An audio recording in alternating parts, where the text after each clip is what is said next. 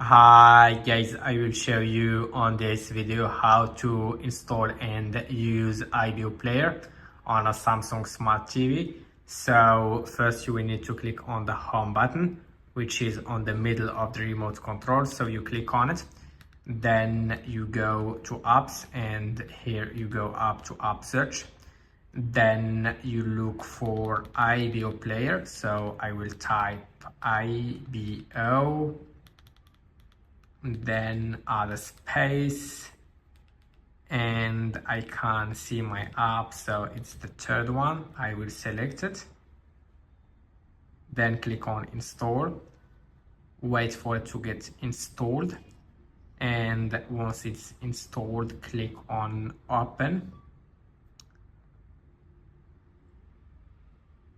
So I will click on open, and my app is currently loading. So to make this app working, you will need a playlist. You can't buy the playlist from the website that you can't find on the first comment. You can also find the link of this website in the description of this video.